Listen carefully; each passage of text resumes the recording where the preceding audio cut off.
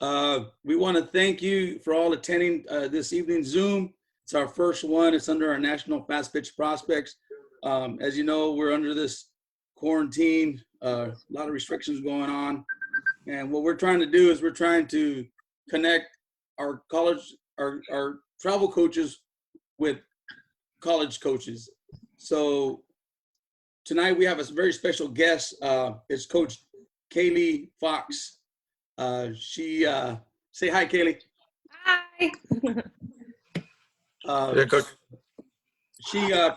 She has been around for a little bit. She's played at a D3 down in Indiana, and then she got selected to play some pro ball down in Mobile, Alabama for a couple years, and now she's coaching in the D3 down in Minnesota. So again, thank you for being with us, Kaylee. My co-host tonight will be Coach Omar Dina. If we could, coaches, can you introduce yourself to everybody tonight? Who should go first? Whoever, just I'll go. Go ahead. Coach Frank, go ahead. Coach Frank Silva, Director of Operations for E1 Prospects. How you doing? Hello, Frank. I guess I can go next. So I'm Coach Flavio.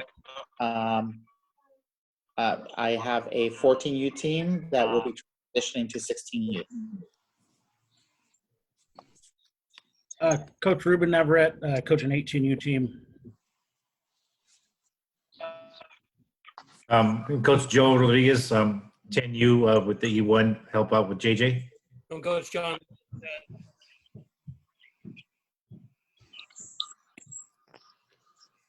Coach John Lopez out of San Diego, trying to branch in. Thank you for joining us, Coach John. Thank you.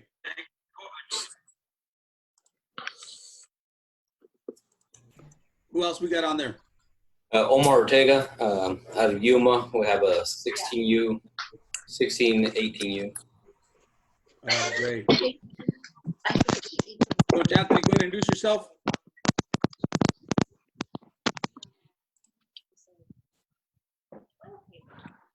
Can you guys hear me? Yeah, Coach Anthony, go ahead. Hi, I'm Coach Anthony, 18U, with Coach Juarez out of Corona, California. Any other coaches out there, parents? All right. Coach Scott with Chris Miller's 12U team. All right. Coach Miller just joined on.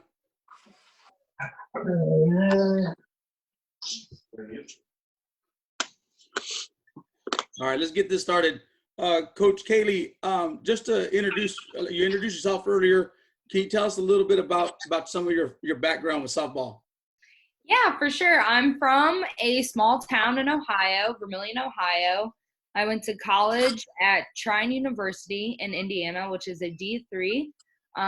While there, I made a World Series appearance. I won conference 3 times. I won a regional twice, and I won super regionals once. So kind of a big background there with my team. I was a 2-time All-American, 4-time first team All-Conference, 4-time first team All-Region. While there, I went down and played professional softball, like he had said, in Mobile, Alabama. 1 year for the E1 Pro Ballers, another year for Team 158. While there, I was second team ASBA. I have 1 year as a GA for Central Methodist University, which is in Missouri. And then now I'm a coach at University of Minnesota Duluth, which is in Duluth, Minnesota. Small Division II team that sits right on Lake Superior. All right, great. So how has this COVID-19 affected you as a coach? So it's actually kind of weird. I met with my coaches today and we were just talking about that. We talked about it a lot, but the biggest thing is obviously our season ending so short, but the biggest thing is recruiting right now. It's so weird because one of the aspects is going to be able to watch the players, them contacting us, and then us being able to travel and go watch them. And as of right now, at least in Ohio, a couple of tournaments have already canceled for the season. So it's kind of wild that I'm going to have to go off this next recruiting class, mainly off of video, what they come to campus and do and everything. And now actually just today, like California State University has already canceled athletics for the fall. So it kind of is going to be crazy to see what happens in the fall. And that's going to be a big dictator of what we do in the spring as well. So it kind of like stopped everything mid-halt and kind of ruined a lot of things, I'd say. Right, no doubt. A little bit about the school. I looked at some reports from there, the graduation rate, the amount. It's a big school for pharmacy, for medical. Is that what it is? Yes, we are really big on the medical side. Good. What's the tuition on that per year? I believe it's around 21, but it definitely changes a lot every single year, especially being a state university. Okay. As far as West Coast prospects out there, how many do you have? Are you looking for any? Are they ideal for you guys out there out in Minnesota? So we actually have one from Sacramento at the moment. She was a senior this year. She is taking a 5th year to come back and be a senior again. So one right now, we have looked into California. Like I just went to a showcase down in Southern California. But we really don't, we kind of take it from everywhere. Most of the people on our team are from the area because I'm not going to lie, it's a special breed to be in Duluth, Minnesota during the winter. But we take recruits from anywhere and everywhere. If you can play ball, we want you. All right, good. Can you explain a little bit to our coaches from playing college ball, then pro ball, then from your travel to college and to pro? What was the biggest difference from the jump from college ball to pro ball? So the biggest jump from college ball to pro ball, me being a D3 school, we didn't see Division I pitching. And the change from me being D3, where we would face a girl that threw 65 probably like once every other week. We'd get that every once in a while. The biggest thing was the pitching. D1 spin is no joke. I played against Emily Vincent in pro ball, which played for McNeese and then also went professional in the NPF. And she has the wildest curveball and rise ball I've ever seen, and change up. So it definitely was the pitching, I'd say, was the biggest adjustment. Could you explain to our group what's going to be life for the first 5 months for, say, a new college student athlete out there once they've gotten recruited, whether they go to Minnesota, Florida, California, Texas? What's going to be the biggest jump so they can relate this to their student athletes? The biggest jump, I'd say, is the amount of stuff the athlete will endure. When you come to college, you have class, you have workouts, you have practice, and it goes on and on. So the biggest thing that they'll kind of freak out when they're first in college is, why am I doing so much stuff? So I'm sure I probably talked to Dale Dawson. He's also on here. He was my high school coach about, oh my gosh, I'm doing so many workouts, so much stuff. And it just kind of freaks the athlete out. So that's the biggest jump from high school into college. What's some of the things they can prepare themselves so when they get there, what can they be doing during the off season, like say the summertime, prior to going to the university or college? The biggest thing that I would recommend is to work out. I'm not going to go out and get a trainer, but I would start workouts. And it doesn't have to be heavyweight material. They can go out in the backyard. They can go down to the track, run a couple miles, do a couple agility workouts, I would mainly say.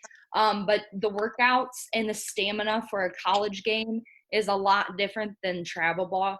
I would also say make sure your study habits are really big too. The first college test will definitely shock them, and a lot of kids call home crying because they probably did really bad on their first college test. But that's why your college coach is there. They're going to help you. So just make sure that they have good study habits that they can carry out throughout all of college. Some good information. Coach Dina. Hey, Coach, just kind of piggybacking on what Coach JJ was asking you right now. Obviously, the first 5 months is typically the boiling point for a lot of players, whether they really like it and feel like it's home, or that's the boiling point and they're wanting to go back home. And that's typically during a break where they don't want to go back to the school. What is the one thing that you would recommend for possibly the coaches to make sure that they are really fitting into their players when it comes to whether it be a visit, go during the time when it's the worst time, obviously weather-wise, or maybe when it's the best time to see what the sport is really like? And, what are some of the criteria that you think would definitely benefit, especially since you've seen already a couple of those programs there? Yeah, so the first thing I would recommend is if your girls are going to go on campus visits, I would recommend one in August, and I would recommend one in December or January. Especially if you're going to like us, we get 3 or 4 feet of snow. That's feet of snow. And most girls aren't used to that. And that kind of is a shell shock. So you can definitely see what our campus is beautiful, both in August and in January. I had to get used to the snow. I'm from Ohio. I grew up in snow, but it is a whole different whirlwind of snow that you see. So I would recommend when you're going on college visits, I would put one at the beginning of the year, like I said, and then middle of the year. So you're really seeing what the campus can do. Also, if your player is coming to you and saying, I just don't like it, the coaches are mean, the girls are mean, I would ask them first and foremost, are the coaches mean because they're pushing you hard, or are they just right out mean? I'm not one saying that there aren't mean coaches, but like for me, I push my girls because I know what they can perform at. So when they come across and say, listen, these coaches are so mean to me, you have to kind of ask, well, what are they doing to be mean to you? It is, the first 5 months are huge for freshmen when they come into the program too. Like you had said, that's usually their turning point when they want to go home. So when a lot of them are coming and saying they want to come and transfer, like I said, ask them why. Is it because you didn't play a lot in the fall? Is it because you're kind of getting pushed to the back of the line and things? And that's kind of a conversation they should also have with their college coach before they go into winter break. A big thing about college athletics is it's you, the player, and you, the coach. There's no mom and dad in the middle of this anymore. There's no more coaches, travel ball coaches. Mom and dad can't call up coaches anymore. It's player and coach. So I would really encourage them to sit down and have a meeting with their coaches as well. Let me tell you, I've had plenty of conversations with my college coach, and I didn't even want to cry, and I was crying. And it happens. That's an emotion for females. It's just how it happens.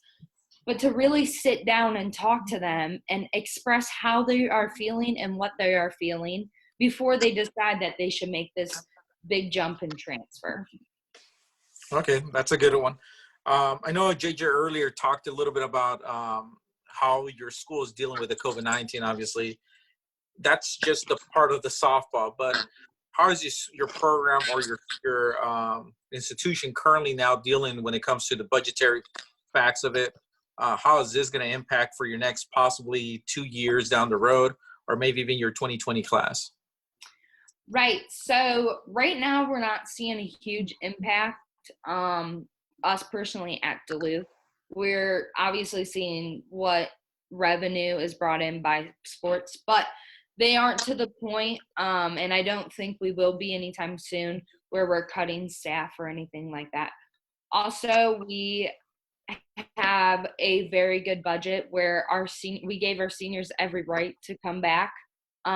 And we weren't going to cut really any of their scholarship. We haven't cut really any of their scholarships, and we haven't cut the 20 class. So we're very grateful at the moment for being provided. A lot of campuses aren't like that. Like right now, Wisconsin had to cut all their seniors that wanted to even think about coming back because of their budget.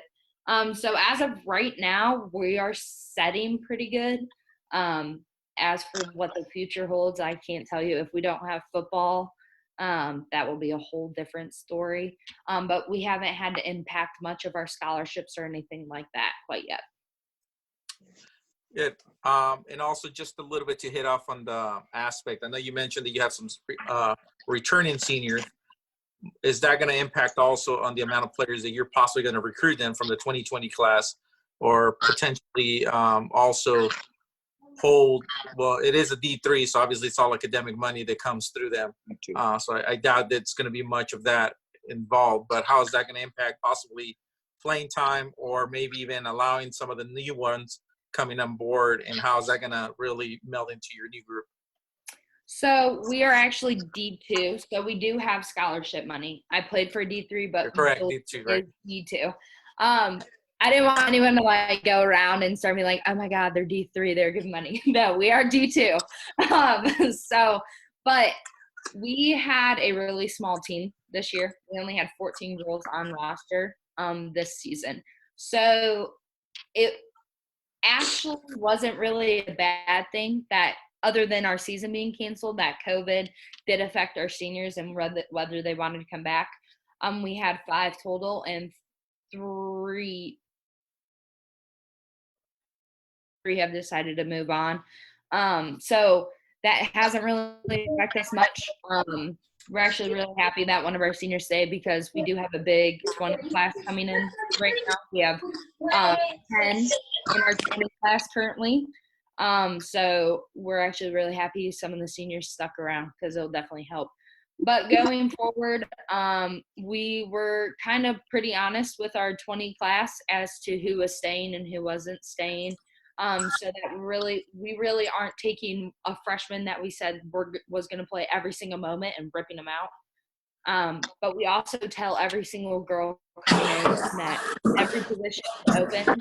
And if you would like to take the spot, work hard enough and take the spot. No one has. Hey, Coach, really quick, I don't want to interrupt you. Hey, JJ, do you mind muting everybody and then just unmute Coach Fox?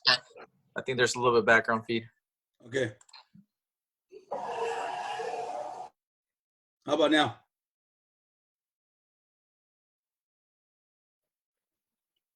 Coach Fox, go ahead and unmute yourself. Okay, there we go. I was like, oh no, I'm muted now. But we tell every girl coming in that they have every right to take a spot. Just because that's a senior, that's a sophomore, you have every right to take the spot. So if you work hard enough, that spot is yours. If we see that you're better for our lineup, you're in that spot. Good. Good. I know that some of the coaches currently, obviously, and I think JJ already talked about that. What are some possibly positions that you're currently still looking for, or what are your main prospects that you're possibly looking into for your 2020 class? Maybe the 2021 class, 2022 class, perhaps. Yeah. So our 2020 class is currently full. Like I said, we are bringing in 10 prospects. Our 21 class is actually going to be quite smaller, because we did bring in a large 20 class. And we're really looking, we haven't locked down anyone yet. And we're really looking for a middle infielder, outfielder kind of utility. But our big thing at Duluth, which I will carry on throughout my whole coaching career, is if you can hit the ball, you're going to be on the field, and we will find you a position. So that's definitely where we stand. So our 21 class is going to be a little bit smaller, like I said, 2 to 3 girls max. And we haven't discussed our numbers for a 22 class yet, but that's kind of where we stand. Good. Hey, Coach, can you hear me? Yes. So moving forward a little bit. So when you were starting this process, how did you make contact with the college coaches as opposed to now in today's technology? can you explain how you did it initially to get it, to coaches' attention, to now how can student athletes reach out to you guys? Yeah. So when I was going through the recruiting process in high school, I actually had to sit down. We didn't really have services to email coaches mass time. So I had to sit down and go one by one in every college coach that I wanted to. I also had I had big showcases, but they weren't the showcases that we really have now. So kind of like what preps and all of them hold, we didn't really have that option. So my big thing was going straight up to a college coach at a tournament, shaking their hands, and that's how they remembered me. Whereas now, the players have a lot more options. So they can go through recruiting services where they can help send out mass emails at a time. They have recruiting profiles. Twitter is a huge way to get in contact with us now. I'm sure TikTok is going to be there soon. I don't really go much on TikTok, but I know that's where this is going. So that's kind of like, it's where you can get yourself noticed. So if you have Twitter and you want to put mass hitting, my only suggestion is for you to tell your players is, if you're going to put that out there, I would recommend it being some pretty good reps. I don't really want to go on and see you swing and whiff off of a tee. I know some girls are kind of where they're like, oh, like I even have bad days. Yeah, I have bad days too, but I wasn't displaying them. So that's kind of where I'm at. Make sure it's good content and content that the coaches are going to remember. Good information. So assisting us as travel coaches, if we see you at a tournament showcase, how do you like to be approached by travel coaches? What's your preferred method of in between games? Do you mind during the game? How does Kaylee like to be, approached? What's the best method that most coaches like? Yeah, so what I have noticed as now a coach, but my other colleagues too, is if you're coaching a team right now, like when I'm watching your girls play, please go coach them. I will make myself presentable at the end, just to have a quick little chat, let you know if I'm interested. But also if I'm like, I have days where I really want to be presented. That's why I go multiple days usually to a tournament. So like Fridays at tournaments, you kind of won't know I'm there. I'll kind of be in the background. You won't really know. I might wear my school shirt, might not. I'm probably not going to be presented. Saturday is more the days where I'll let you guys have the action, but then after a game, I will find you. But at the same time, if you guys don't play until like 6 p.m. and you see me at noon, by all means, approach me, have a quick chat. I love making connections. Because I might not necessarily want anyone on your guys' team at that moment, but down the line, you guys, like, we can have a really good connection where I can help your players out. So that's kind of how I love making connections, and I love talking to people. So don't be afraid to approach me, but if you're coaching in the moment, please stay coaching. We can chat after, I promise. What's the advantage for our student athletes to pre-connect with you prior to a showcase? How much more of an insight do they have to you than someone that just say that doesn't make contact with you prior to a showcase? What advantages do they have sending an email to you like 2-3 weeks before a tournament? Is that valuable or not valuable to you? So that is so valuable. I will say, annoy the crap out of coaches to the point where it's still tasteful, but annoy them. If I know you're there and I see your skill video before and you're a baller, I'm going to go and look for you. And that's the thing, is you're sticking out to me and you're sticking out to college coaches. I'm not going to really, like, I get this big list when I walk in. I don't really notice you unless you emailed me and you contact me and you showed me, this is who I am. So it's I'm finally putting a face to the name that I saw. So contact them. We might get annoyed, but we're never going to tell you that we get annoyed, but we are going to remember your name. Be like, oh yeah, you're the one that emails us all the time. And that's not a bad thing. Like, I want to know who you are, and I want to be able to see who you are. During these showcases and or tournaments, are you also recruiting the players' parents? Yes, that is huge. Anywhere you go, I am recruiting the player, and I'm most importantly recruiting the parent. Like I said, when you get to college, it's player and coach. There's no one in the middle. Parents, I would love for you to become a family, just like we want your daughter to become a family with us. But if you keep butting heads with us, you know, sticking your toes in where you shouldn't be sticking them in, that's kind of where that's where I'm like, so when I approach your daughter, or if she approaches me, let her do it. Because that's not only teaching her life lessons when it comes to interviews after college, when it comes to meeting new people, making connections, but that also is that one-on-one connection. And that shows me that you're going to let your daughter grow in my program, whereas you're not going to be sitting there trying to pull her against everything I'm trying to teach her. So I'm really recruiting parents. I'm seeing their attitudes as well, how they're handling the game with their players out there on the field. You know, you're getting recruited. There's eyes on you just as much as there's eyes on your daughter. Good information. I want to take the time, and I talked to you briefly before the interview. I want to introduce you to our director of softball operations, which is Frank Silva. He's headquartered down in Las Vegas. They just relocated there. Frank, can you get on that? Unmute yourself on there.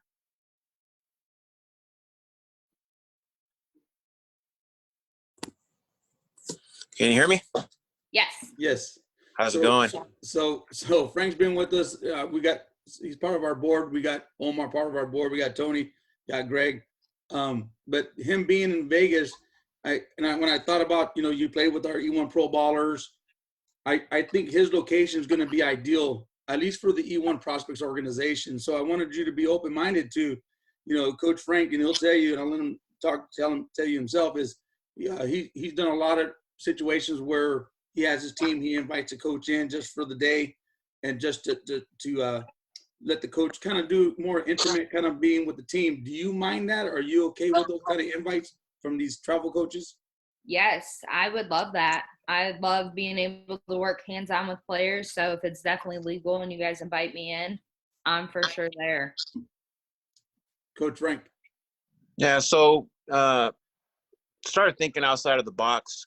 Out here in California, we were, I know I just moved out here to Vegas, but in California, we were spending a lot of money going into college showcases and stuff like that. And so started thinking outside of the box, started talking to JJ. And what we ended up doing is, instead of having to go to these showcases, we would put the money together and have a practice and, get some coaches to come out. We'd invite a couple other teams, even have a scrimmage, an hour and a half, 2 hours of workout first, and then go into a game so the coach can see some live pitching, some live hitting. And it just ended up working out really well for me. For the last, I'd say 6-7 years, I've been able to get all my girls recruited and sent off to college. Going to a couple showcases here and there and some tournaments, but utilizing the practice time. And so what I would do is I'd fly in a coach, give them a hotel room, have them come out to the 4-hour practice. I would have every parent chip in. One parent would bring sodas, snacks, cookies, lunch, and we'd have, 3-4 coaches out there and utilize it going like that. And so that was thinking outside of the box. And now I know with this, the COVID-19 that's going on, it's going to be a little bit tough. And so there's been communication on how are we going to take care of the remaining girls that we don't have done. And so my goal is, as soon as we get the okay, I'm traveling back and forth to California to take care of the team. My goal is to put a practice together, even if it's in a few weeks in a row, where each week I fly in and a couple coaches and team up with some of our teams, and we bring in and do what I just said. Pretty much have an hour, 2 hour practice, and then get into some games with bringing in some umpires. What are your thoughts on that? And would you be interested if we do that in the next, as soon as we find out that the fields become available? And I know California is a little strict right now. What are your thoughts? Honestly, that is a wonderful idea because that gets your players at the same time one-on-one with the college coach. And I think a lot of programs just fall into this routine that they go into these big showcases, which I'm saying is not wrong either, but that gives them more one-on-one with me. And whether it's not a good fit with our program or not, they're still hearing a college coach and learning from what I'm trying to provide for them. So I would love to, and I would definitely love more information on that, especially when things start opening back up. But keep doing that because that is awesome. Yeah, thank you. Good job. Hey, we got about 14 minutes left, and just before we open it up for some questions, and you had already mentioned it, so the campus overlooks Lake Superior? Yes. Awesome. Yeah, I'd seen that. I was like, and you guys are currently going under like a $70 million housing renovation or something like that going on? Yeah, they're basically making the flip. And I thought that was crazy because we have really good dorms to begin with. Right. But they're just adding to it. So, yeah. Good. And you guys, I think you talked about it. So you have football as well, because I know there's some programs, softball programs and universities, which you shouldn't go just for the sports, but there's some student athletes that still want that, like that Friday night football type of spirit, because your teams work those events. Is that what they do during the fall season? Yeah. So we don't necessarily work football, but we'll work volleyball. And then when we get into the winter, we'll work basketball as well. But we actually play on our football field. It's a turf football field. And with snow in the spring season, we actually put our full field on the turf football field. Oh, good. All right, good. So let's open up for some questions. We got about 13 minutes left. Again, if you want to ask a question, just unmute yourself. Coach Kaylee, like I said, we appreciate your time. Open up. All questions are good questions, guys. Who wants to go first? I can go first. This is Flavio. So, one of the questions that always comes up is grades, and we emphasize to all our players to maintain high GPAs and to always be in a position where your grades are not a question. For your university and college, is there like a minimum GPA? And then also we just heard recently, I don't know if this only applies to California schools, but things like SATs, ACTs are not going to be required, or at least they're looking at maybe not making them be required over the next couple of years. What is the advice you would give a student athlete with regards to grades? Where should they maintain them? Right. So I would say with our program, we're a smaller D2 school. So our athletic scholarships are a little bit smaller. So where normal D2 schools have like 7.2 in scholarships, we have 3.7. So we push for as much academic money as we can give the girls plus our scholarship. No one on our roster currently has a full ride with softball scholarship. That's really hard to come by.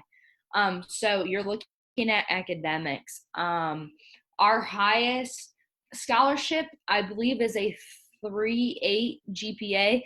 And like you said, the ACT and SAT, we haven't really gone in on that. So I can't really tell you, especially with everything changing. We haven't got the new criteria with that. But I would tell them to help themselves out, get the highest GPA you honestly can. But to get into most colleges that will have the acceptance, I would look at that 3.0 GPA. And above a 22 on your ACT is usually what we go by to at least get you accepted. And that helps you out a lot. So I would have your girls aim for a 3.0 GPA or higher and the highest they can get on the ACT, but at a minimum around a 22. But like I said, obviously everyone wants a 4.0. So aim for that, honestly. But yeah, so around that range. Great question. Floor is open. Anybody else? I got a question. Hey, Coach, how's it going? Coach Luis.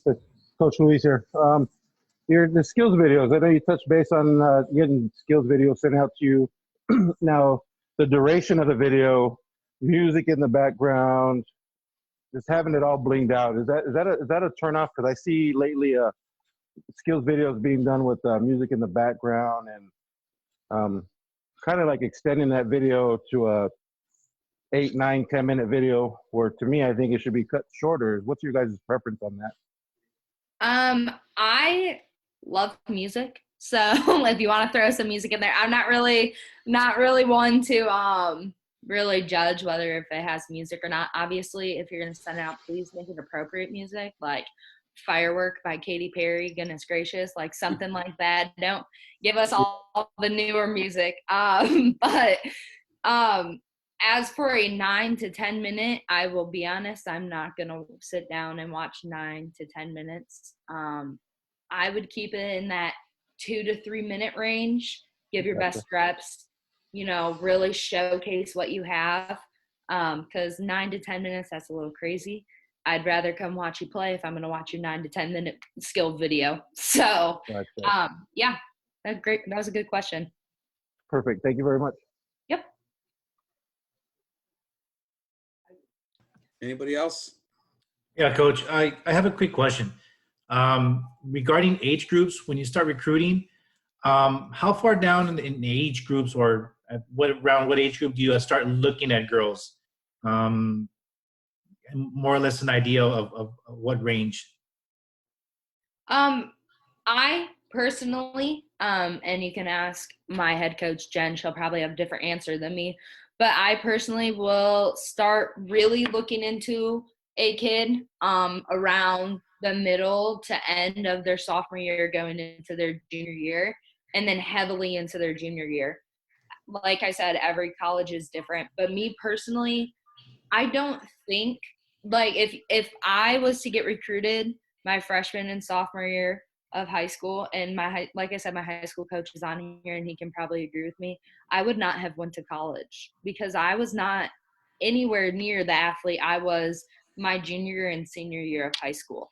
So I'm not going to start heavily looking into you until I know that your skills are close to fully developed in the high school range. So I'm looking more, late sophomore into your junior year. So that's my range.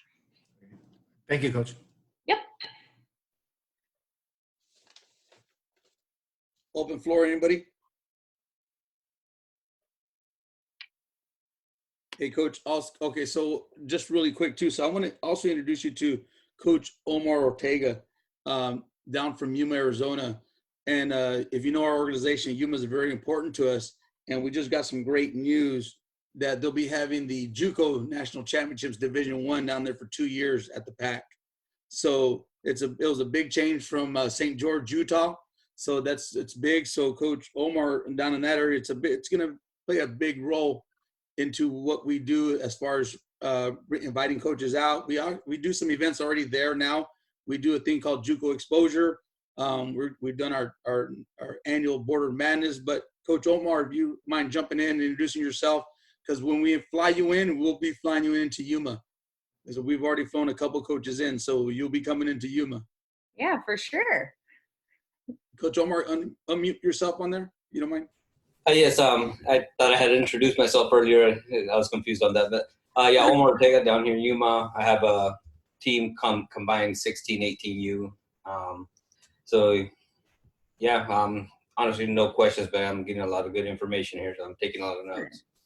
So good. We're here, and it'd be good to see you here. Yeah, nice to meet you.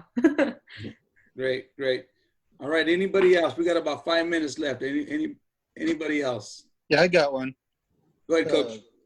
Yeah, I was just wondering how much do you recruit out of junior colleges? Do you keep a pretty strong eye on junior colleges and to move up to D2? So us personally, we do not currently have any transfer. We have one transfer actually. She went D1, didn't really like the program, but I'm new to the program this year. But for me going forward as well, and I get into my own program later on. I would definitely take a kid if she did go JUCO and she performed at her highest. You know, sometimes it doesn't work out with grades and everything, and they go there to advance themselves, and that's awesome. I was actually going to step on after this and say, don't discourage your girls from going JUCO, because there is a program after JUCO that will fit them. Me personally, I will look at them. I will not push them aside. And if they fit for our program, then it's a good fit. Thank you, Coach. Yeah. Great. Coach Omar, Omar Dina, do you want to, anything else to finish off with? No, Coach, I just want to thank you coming out. Definitely very informative. This is something that, we've been looking to, especially with this COVID-19. It's difficult to get around, and I think it's a good platform for a lot of our coaches and anybody else that we invite to come out and hear our coaches currently what they're going through, because it's not just the travel ball side of the coaches that are having to deal with this. It's also you guys, especially dealing with kids that might be close by to your campus, whether they be there by themselves, away from family. So the mental health aspect of it, how to deal with them, in the physical side of it, especially when they have a lot of time in their hands right now. Same thing with, the travel coaches, they could get an idea as to, just because something does occur doesn't mean that it's not gonna, move forward down the road. And coaches are still gonna be having a responsibility to get the best out there for their programs, because ultimately it's also your livelihood too, because obviously we know if you don't win, then obviously it will cost people sets of roles. So Right. And our job is to teach as much as we can, our coaches also, and provide them, or at least give them at least guidance and the right people that are out there to provide the right information, and not just come up with their own ideas of what's going on. So we truly appreciate you coming out today and providing that information for us. Yeah, for sure. Great. Coach Kaylee, thank you again. When you joined on with the E1 Pro Ballers, I figured, you know what? I knew you were a big bat. And when they told me, oh, we're going to try to get her back, someone picked you before we could get you back. So don't think we didn't want you. That's just the way it happened. That's how the draft went. But again, thank you. Coaches, E1 coaches, thank you for joining us tonight. We do have other interviews set up for next week. We got Gregory Carey on Monday. Tuesday, we got Steve Suazo. And then we also have Rachel Coleman, former D1 coach as well. So again, Kaylee, you started it off. I think it was the right person to start it off with. And we appreciate it. And like I said, any of our coaches reach out to you. Again, we're doing it for the right reasons. We're really trying to figure out for these student athletes on the best ways that we can help them. And again, thank you for your time and everything that you've done for us. Yeah, thank you so much. I actually just put my email in the chat. Anyone has questions, please feel free to email me, especially right now, kind of bored, so I can answer anything. And if I love getting girls to the next level. So whether it's my program or our competitors' program, I love getting girls to the next level. So I'm open ears, I'm open email. Come at me with questions. Thank you. Also, E1 coaches, we had invited out John Lopez from San Diego. So he's considering joining our organization. He is currently coaching the team down in San Diego. Again, Coach Lopez, thank you for joining us tonight as well. Thank you. Coaches, everything, you guys have a safe night. Great week. And thank you. We'll meet again for next week. Thank you. Good night. Okay. Kaylee, thank you. Okay, everybody. Thank you for your time. Thank you. Right, Bye. good night. Yes. Good night. Good night, everyone. Thank you, Omar. Show into a choose your own adventure.